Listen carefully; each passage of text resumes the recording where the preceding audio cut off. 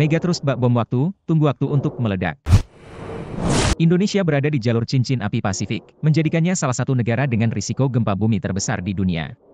Salah satu ancaman terbesar adalah gempa megatrust, yang diperkirakan akan melanda wilayah Indonesia dengan potensi magnitudo mencapai 8,9. Menurut BMKG, ancaman gempa megatrust ini sudah di depan mata dan perlu dipahami oleh semua pihak.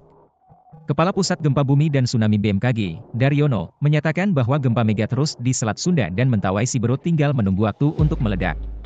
Kekhawatiran ilmuwan Indonesia terhadap seismic gap di kedua zona subduksi ini menunjukkan bahwa peristiwa gempa dengan kekuatan dahsyat dapat terjadi kapan saja. Gempa megatrust merupakan gempa bumi yang terjadi di wilayah kontak lempeng yang luas, di mana satu lempeng bumi berada di bawah lempeng lainnya. Zona subduksi ini menyimpan energi yang sangat besar, yang ketika dilepaskan akan menghasilkan gempa dengan kekuatan yang sangat besar. Fenomena gempa megatrust kembali menjadi sorotan setelah gempa berkekuatan magnitudo 7,1 melanda Jepang beberapa waktu lalu.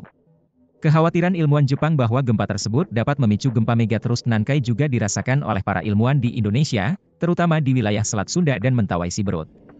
Potensi gempa megatrust di Indonesia sangat tinggi karena negara ini memiliki banyak titik subduksi yang tersebar di seluruh kepulauan.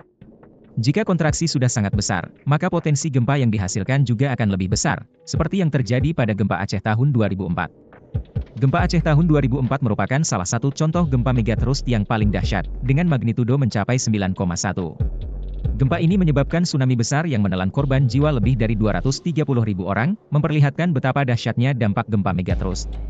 Para ilmuwan terus memantau kondisi lempeng di zona subduksi Indonesia menggunakan teknologi canggih. Meskipun demikian, prediksi waktu terjadinya gempa megatrust masih sulit dilakukan.